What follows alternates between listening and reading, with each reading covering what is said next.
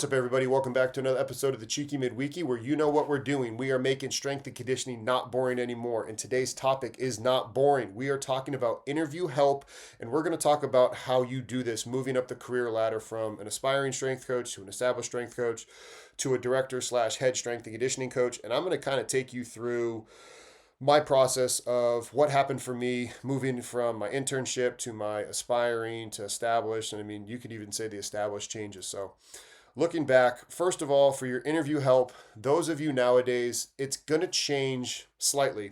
And the reason I'm kind of pausing over this is if you're looking for a tactical job, one of the things that I learned from a guest that was on the show, RK from TeamBuildr, is he said it actually needs to be pretty plain.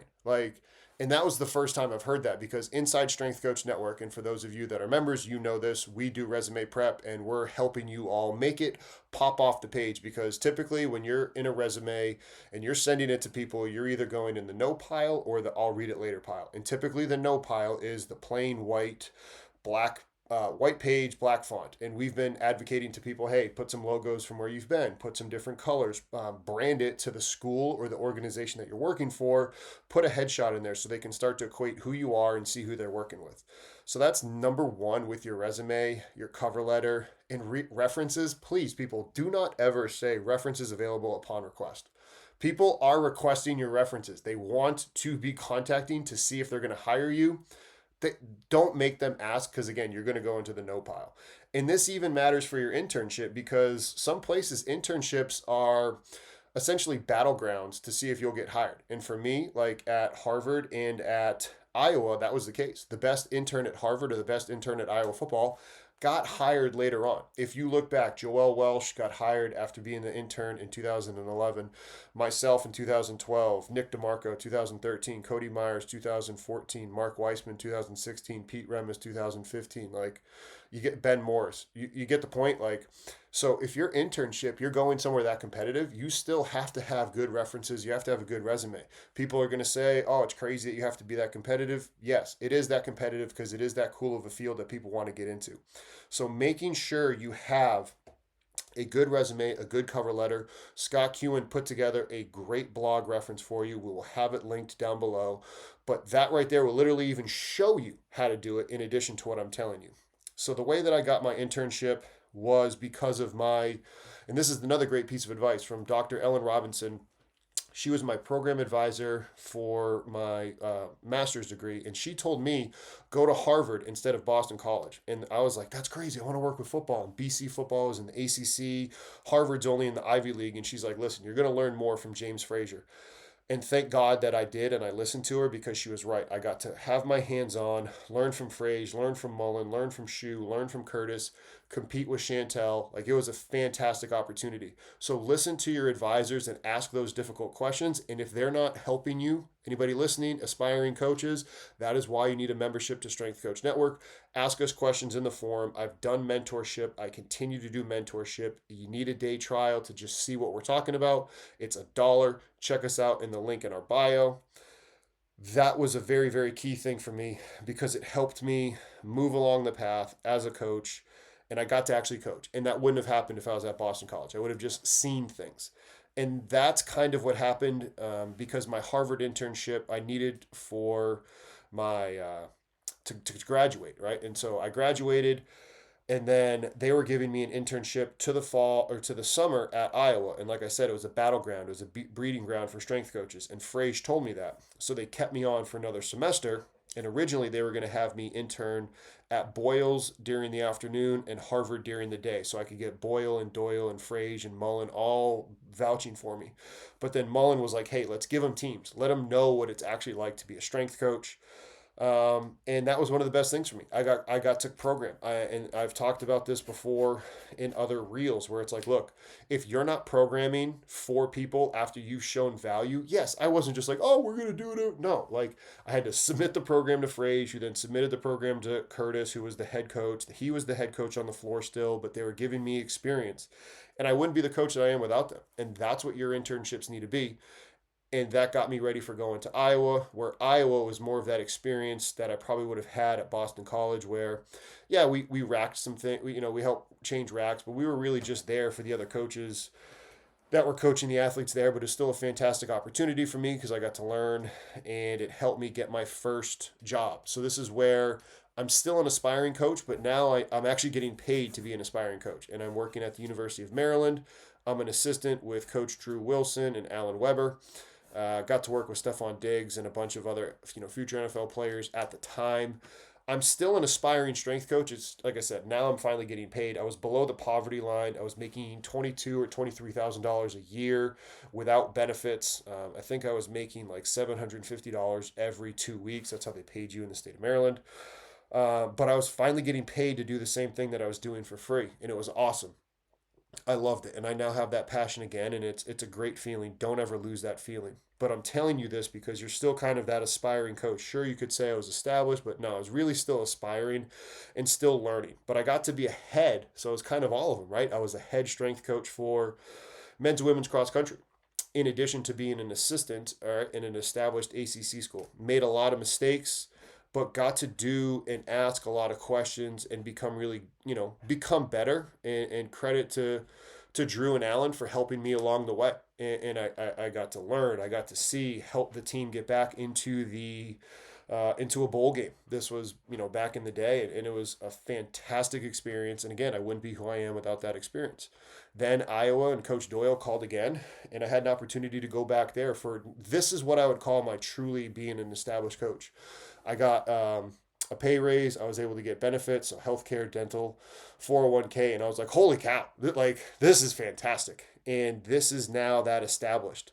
And during the interview prep, so for the Maryland job, it was really just some phone conversations, some Skype interviews, and it wasn't as difficult. I still needed all of my Iowa and Harvard connections to help me get the job. I was interviewing against other people.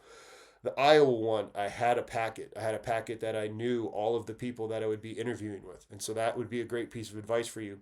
Find out who you're going to be interviewing with. If you're bringing a packet, put their name on the cover of it and give it to them when they're there. It shows that you've thought and you have specific things for them. Also have specific questions for them when you get to your interview, so that way they can look you in the eye and they can start to figure out, hey, how do I like this person? Wow, they're prepared. So that was something that really helped me out. I was notified by what was it? I guess the job search committee who I'd be interviewing with. So because I knew that, I had a question for the athletic trainer prepared, and for the sports psychologist, and for the director of player personnel. I had these questions that were prepared, so I was prepared for that presentation. And because I knew I was an assistant, I didn't need to come in like, oh, well, we're going to change this, that, and the third. Like, it was just, hey, this is who I am. This is what I believe in. This is what I can bring to the table for everybody there. And now I'm growing as an established coach, but I'm also kind of a head strength and conditioning coach because I was put in charge of the GPS. I was put in charge of the off-season team leadership. I was put in charge of certain data aspects. I was put in charge of contacting different departments to get things done. So I'm learning how to be in charge, and shout out to Coach Doyle for doing that for myself and all the other assistants. That's when I go and now I'm interviewing for the Towson job. And so now I'm going to be a head strength and conditioning coach. I'm going to be affecting change. I'm going to be changing policies. Now, what I did was I had two different packets. One was a short, easy one that I could give to people when I would meet with them, and they could look through it and thumb through it, and we can reference it. Think about it like a children's book, because it was really big fonts, a lot of pictures. Then I left them something bigger and more comprehensive that they could check out on their own. And to me, for what people told me after I got the job, they said that really resonated with them, because it's like, wow, he impressed me when he was there talking with me, but now he's leaving things for me to have. Wow, this guy's really prepared. So again, this is something that you can utilize to separate yourself from the pack, because now you're going to be making decisions, and you're talking about policies and procedures, and what you need to do is you need to be getting those from other people and learn. You don't need to be reinventing the wheel, but you can be looking at some examples of what people have utilized and then curtail it to your position. That's what I did with my mentors. That's what I did with my assistants back in the day. And that's what we do at Strength Coach Network again. That's why you have to get into the forum and ask questions and attach your PDFs so we can help you out with it so you can get that job. Maybe that's something that you've never heard of. That's what we're here to help you do. Then when I got to Towson, now I'm a director. Now I'm a head guy. But I'm aspiring again because I'm brand new at a new spot, right? So you have all of those layers in your different positions, But the same thing always applies. You have to have discipline over motivation. Discipline equals freedom. You have to be prepared. You have to show up. You have to be eager. You have to have that young mindset of doing the thing that you need to do when you need to do it, regardless of how you feel. Dress as a professional, act as a professional. And that doesn't mean, like you sure you can just find out like what colors is the team, right? Understand, is it going to be an informal interview or is it a lift? Like, here's something too that I don't ever do this. I hated when we interviewed somebody and they refused to eat when we were all eating together, because it's like part of that is they want to see how well you can, how do you interact with the staff as a person. And if you're such a stiff that you can't even eat a meal with those that you're going to be calling a colleague, I think that that's a big red flag. So those are my advice on your resume and interview prep as you go from intern to aspiring, which we both know that, young coach, you're still aspiring, established to head. That is what I did. Shout out to, Dr. Ellen Robinson at Bridgewater. Shout out to Goose and Moyen for helping me at Bridgewater become a strength coach. Shout out to the entire Harvard staff, Frage, Mullen, Shu, Curtis, and Chantel for helping me, become who I was at Harvard. At Iowa, that first time around, Dustin Crack. Joel was a lot younger when he first got there. But Ray for letting me go there, and Doyle for, also letting me go there. Then all the help that everybody did to help me get that job at Maryland. Drew and Alan helping me out there. Get Coach Doyle giving me that call to come back. Now getting to be a colleague with Joel, working with Casey. Then being able to work with all the different interns that we had, hiring Cody, hiring Nick, hiring Weissman, a former player, like fantastic things. And then being able to go and Tim Leonard, the AD at Towson, being the reason that I got hired there. Chapman for helping me along the way and help hire me. Like, shout out to all of you for that. Hong letting me stay at your house. Couldn't do it without all y'all. And if you want more detailed help, you can, obviously get this free resources we have on our blog and our YouTube and this podcast. Or if you want the best, you want personalized mentorship, get in the forum of Strength Coach Network. If you're not a member, day trial membership, $1. See y'all inside.